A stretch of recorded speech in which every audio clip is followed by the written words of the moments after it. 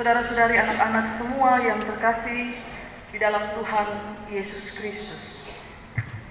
Sebuah puisi berjudul Jalan Tuhan, karya seorang pendeta yang bernama Pendeta Tau. Ini saya kutip dari buku seri Selamat karangan Andar Ismail, Pendeta Dr. Andar Ismail. Puisi berjudul Jalan Tuhan tertulis begini: aku meminta Tuhan setangkai bunga segar, tetapi Dia memberiku kaktus jelek berduri. Aku meminta Tuhan kupu-kupu yang indah, tetapi Dia memberikan kepadaku ulat yang kotor dan menjijikkan. Aku marah, aku kecewa. Tapi lihatlah beberapa hari kemudian, kaktus itu berbunga dengan bunga yang indah, dan ulat itu berubah menjadi kupu-kupu. Terbang dalam angin musim semi. Jalan Allah adalah baik. Saudara-saudara yang diberkati Tuhan, pada bacaan kita ayat yang ke-6 tertulis, tetapi tanpa iman tidak mungkin orang berkenan kepada Allah. Sebab barang siapa berpaling kepada Allah, ia harus percaya bahwa Allah ada dan bahwa Allah memberikan upah kepada orang yang sungguh-sungguh mencari Dia. Orang Kristen percaya bahwa untuk apapun yang dia minta dari Tuhan, dia harus memintanya di dalam iman.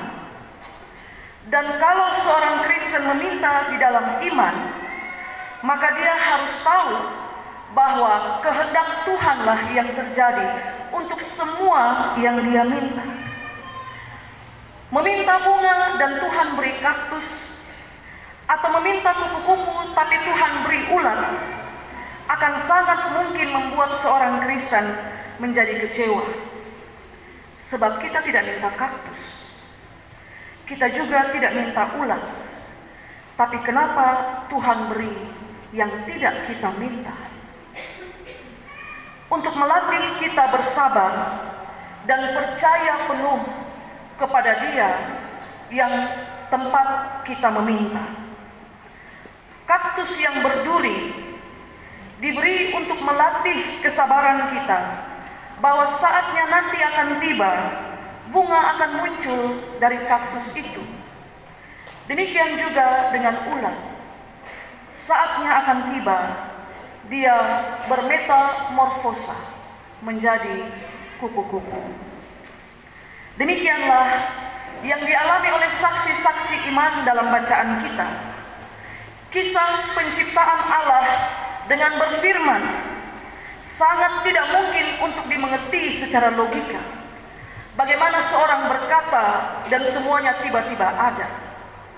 Tapi itulah yang terjadi. Allah berfirman dan semuanya ada. Lalu pada setiap hari penciptaan, bahkan Allah melihat semuanya itu baik. Lalu Nuh dan bahkannya, Nuh membuat bahtera itu tanpa sekalipun bertanya kenapa Tuhan menyuruh dia untuk melakukannya. Secara jasmani, dia belum melihat apa fungsi bahtera itu. Dan ketika dia buat bahtera itu, hujan belum turun. Tapi saat hujan itu mulai turun, berhari-hari, 1-2 hari, lalu kemudian menjadi 40 hari tanpa berhenti, Alkitab menulis imannya telah menyelamatkan dia. Bapak Ibu, kita hujan dari 24 malam setelah kita ibadah keluarga, lonceng gereja berbunyi dan kita beribadah. Setelah itu hujan mulai turun sampai 25 pagi, sampai malam, sampai tadi pagi, sekarang berhenti. Baru 2 hari di daerah mana banjir besar, ada bencana di sana. Ini 40 hari, tapi sebelum hujan itu turun, disuruh buat bahtera. Tidak pernah satu kali dia bertanya, kenapa engkau menyuruh aku membuat sebuah perahu yang sedemikian besar? Lalu Abraham dan Sarah apalagi? Satu waktu Abraham pernah bilang kepada Tuhan, aku akan mati sebagai orang yang tidak punya keturunan. Lalu kepada siapa semua itu harus kuwariskan? Lalu Tuhan bilang, keluar dari kemah, lihat ke langit, coba kau hitung berapa banyak bintang. Seperti itulah demikian nanti banyaknya keturunan. Tapi kapan itu akan terjadi? Satu saja belum dia dapat, tapi Tuhan bilang nanti akan banyak seperti bintang di langit. Lalu seorang perempuan yang telah mati haid, bertahun-tahun lewat, Sarah menjadi layu. Bagaimana Allah menggenapi janjinya? Sedangkan secara logika kita tahu seorang perempuan yang sudah mati haid tidak mungkin dia mengandung. Iman kepada Allah membawa Abraham dan Sarah melihat penggenapan janji itu atas mereka. Di usia yang sudah tua, Allah mendudukkan Ishak di pangkuan Abraham yang lahir dari Sarah yang sudah mati pucuk. Yang saya sebut istilah-istilah itu Alkitab yang tulis. Sarah sudah mati pucuk, tapi dari rahimnya keluar satu anak laki-laki di usia tua. Itulah iman, dasar dari segala sesuatu yang kita harapkan, dan bukti dari segala sesuatu yang tidak kita lihat. Maka ketika saudaraku engkau kecewa karena kaktus dan ulat Tuhan beri, itu karena engkau belum melihat bunga dan kupu-kupu. Kalau engkau kecewa karena Tuhan mengatakan satu janji yang indah kepadamu, tapi bertahun-tahun janji itu tidak kunjung digenapi, itu karena engkau belum melihat apa yang dia janjikan itu ada di tanganmu. Hari ini para orang tua membawa anak-anak untuk dibaptis, dan itu menjadi akta iman bahwa anak-anak akan menjadi ahli waris kerajaan surga. Itu belum terlihat, tapi orang tua percaya bahwa itu akan terjadi, bahwa Allah akan menepati janjinya. Mereka akan mewarisi kerajaan surga. Baptisan itu adalah tanda dan meterai dari surga bagi anak-anak kita. Karena itu meskipun belum melihat, janganlah para orang tua lalai untuk membaptis anak-anak mereka. Seperti Habel yang mempersembahkan korban yang lebih baik daripada Kain kakaknya, yang pada akhirnya sampai dia sudah mati pun Alkitab menulis darahnya tetap berbicara. Korban yang terbaik yang dipersembahkan bagi Allah pada akhirnya diperhitungkan sebagai kebenaran. Anak-anak dipersembahkan bagi Tuhan.